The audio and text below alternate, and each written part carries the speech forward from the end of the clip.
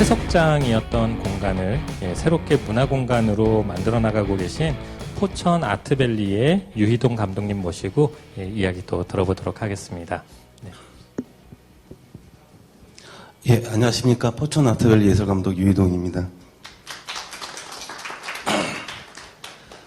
이 마지막에 이걸 한다는 게 굉장히 부담스러운데 시간도 없고 앞에 분들이 너무 잘하셔가지고, 그리고 이 자리에 감사드릴 게 이걸 발표하라는 걸 엊그제 오후에 소장님께서 말씀하셨는데요. 기존에 자료가 있을 거라 생각했는데 제가 요즘에 그 파워포인트 애니메이션 노는 걸 배우고 있어요. 왜냐면 기존에 이제 포천시청에서 이런 자료 만들 보면 딱딱하거든요. 그래서 애니메이션 노는 걸 했는데 완성되지 못했고요. 굉장히 조약하고 좀 덜 떨어져 보이지만 참고 봐주시기 바라겠습니다. 그리고 저는 그 바라는 점을 하나가 저한테 말씀드려가지고 굉장히 야심차게 준비했는데요. 아까 보니까 소장님이 이미 다 말씀을 하신 부분이더라고요. 인프라 구축하고 욕구가 많고 서북부 어쩌고 지역구 어쩌고 문화공간 상태, 그리고 이 우측에 보시면 가평고양 남양주에 뭘 할지 이미 다 나와 있는데 제가 나중에 발표할 건 뒷북이 있는데요. 너그럽게 봐주시면 감사하고요. 저희들끼리 어떤 공유하는 차원에서 말씀드리도록 하겠습니다. 예, 먼저 포천 아트밸리는 포천에 이제 화강암이 유명해서요. 전국에 많은 화강암들을 대줬죠. 청와대도 짓고 법원도 짓고 인천공항도 짓고 독도에 10위까지 어떤 내외장재, 지금 바닥 이런 데 보면 웬만하면 다 화강암이 있는데 예전에는 포천 속으로 졌다고 그러더라고요. 근데 한 20개가 있었는데 계속 되다 보니까 산이 이제 살점이 깎여나가고 흉물스럽게 이제 방치가 되기 시작합니다. 이제 예전에 포천 아트밸리의 모습이에요. 그래서 굉장히 험하고 굉장히 삭막한데 이러한 공간들을 원래는 이제 다 메꿔야 된대요. 적지복구라 해가지고 메꿔야 되는데 이걸 어떻게 할까 고민들을 많이 했었죠. 한 20년 이상은 이렇게 방치되는 게 한 10군데 있었습니다. 그때 한 공무원이 고민을 했습니다. 족지복구를 해야 되나.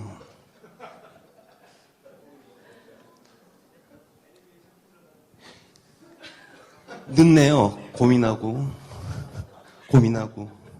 고민했습니다. 담당 계장님도 고민하고 담당 과장님도 고민하고 국장님 많이들 고민했어요. 부시장님까지. 그래서 생각해낸 게 뭐냐면 공원을 조성해보면 어떻겠냐. 예, 웃어주니 감사합니다. 그래서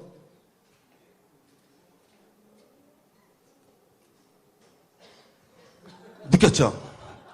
독지복구하지 말고 폐채석장을 활용한 문화예술 공간으로 만들어보자. 그래서 2009년도 10월 24일 날 개장을 하게 됐습니다. 오늘 북부사업소가 10년 만에 다시 또 개장하는데 축하드리고요. 그때는 도지사님이 헬기 타고 오셨어요.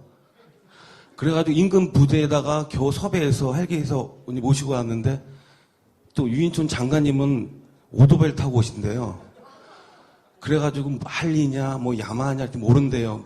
그리고 무슨 사고를 입었냐 했더니 모른대. 그래가지고 애먹었는데 하여튼 개막식 이거 하시느라 고생들 많았습니다.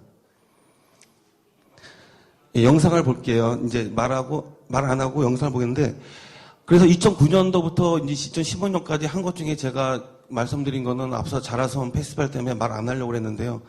전국 아마추어 색소폰 교연대회를 6회째 하고 있고요. 그 다음에 주말마다 공연을 이제 100개 이상씩 하는데 지역에 이제 직딩 동아리나 그런 아마추어 분들 거를 과감하게 올렸습니다. 맨 처음엔 쪽팔린다고 손님들 많이 오는데 무슨 짓이냐고 그랬는데 지역에 맨 처음에 솔직히 쪽팔리고 못했는데 많은 분들이 열심히 노력해가지고 지역 밴드들도 활성화되고 나중에 이제 홍대에 있는 인디밴드들 잘 못 쓰는 사람들까지 와서 공연을 할 수 있는 정도로 많이 했고요. 전시회도 그동안 한 20개 이상을 올려서 지역과 연계도 하고 그다음에 오는 관람객들을 위해서 많은 시각적인 거 그다음에 공연적인 것도 함께 하고 있습니다. 예, 북부사업소에 바라는 점은 사례를 제가 두 가지만 보여드리려고 했어요. 이건 뭐냐면 작년 9월 달에 경기 무슨 연구원에서 나온 건데 지금 잘 안 보이는데 인구 증가율에 따른 건데요. 경기 북부에서 보면 되게 현저하게 아까 양극화됐다 그러는데 전국의 155개 그 시군 중에서 인구 증가율이 제일 높은 순위랬더니 3위가 파주시고요.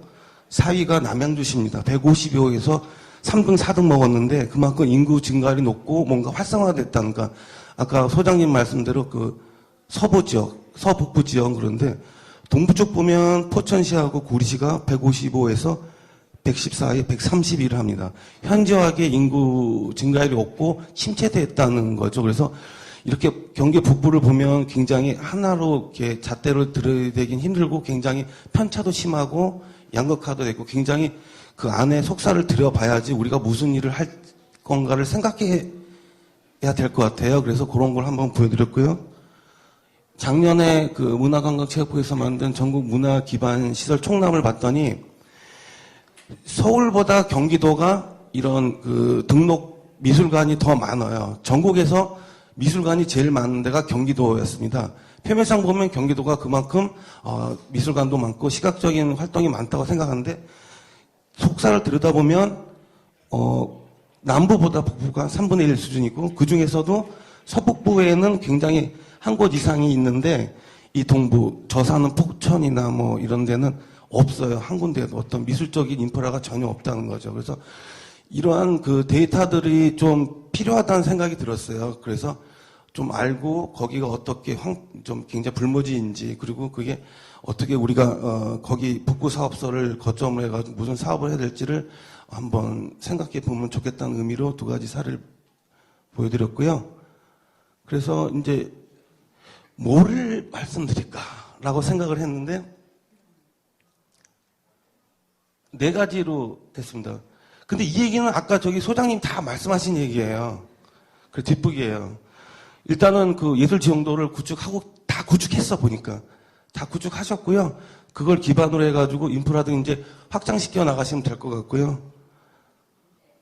그 다음에 요거는 좀 주의 깊게 좀 같이 한번 공감했으면 좋겠는데 좀 세밀한 지역 분석에 따른 특화 사업을 했으면 좋겠어요. 이미 나왔긴 다 나왔죠. 뭐 어떤 그 토기회담 부분, 그 다음에 병역문화, 노인, 뭐 농촌문화, 기농, 그 다음에 연애부터 여러 가지 나왔는데 그런 것도 어느 정도 진행된지 모르겠지만 앞으로 여기 모이신 분들이 그런 것이 어디서 어떻게 어떤 식으로 공유하면서 나가야 될지 한번 생각해 보자는 의미에서 했고요.